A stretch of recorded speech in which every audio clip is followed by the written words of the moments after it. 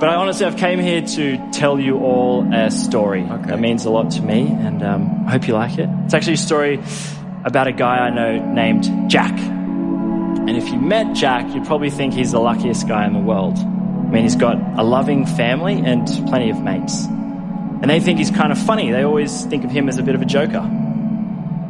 And when he's out in the town with his mates, they really get around him. They call him the King, which is kind of ironic because whenever the night ends up at the karaoke bar, he's the one always singing Queen. Wow.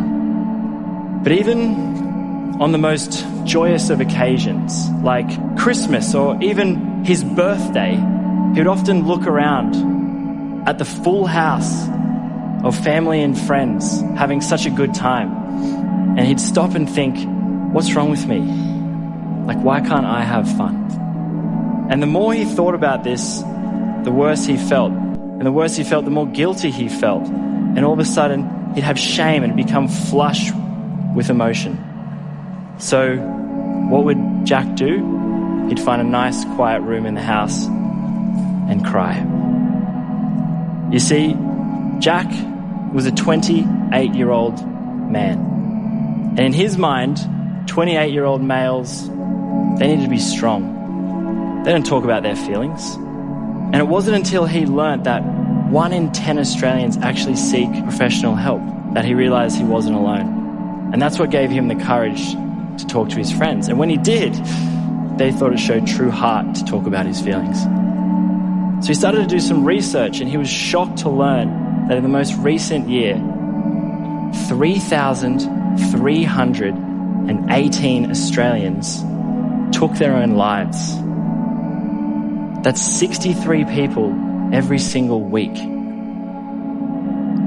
63. And for every person that did, another 20 attempted to. In Australia, suicide is the leading cause of death for people aged between 15 to 44. And he didn't want to become another statistic. But do you know what really helped Jack? It was hearing other people's stories. And not just stories from his friends and family, but stories from Australian royalty, Australians in politics, Australians in fashion and business, even some Australian sporting legends.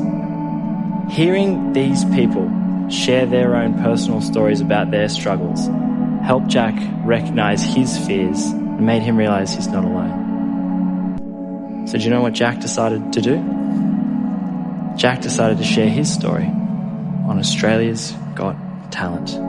And by sharing this story today, I hope I can make just at least one person get their head straight. So now more than ever, do we need people to have the courage to reach out. There's a trained professional just a phone call away. 24/7. Don't cry, mate. Thank you. I want all Australians, genuinely, who are struggling with their mental health, to remember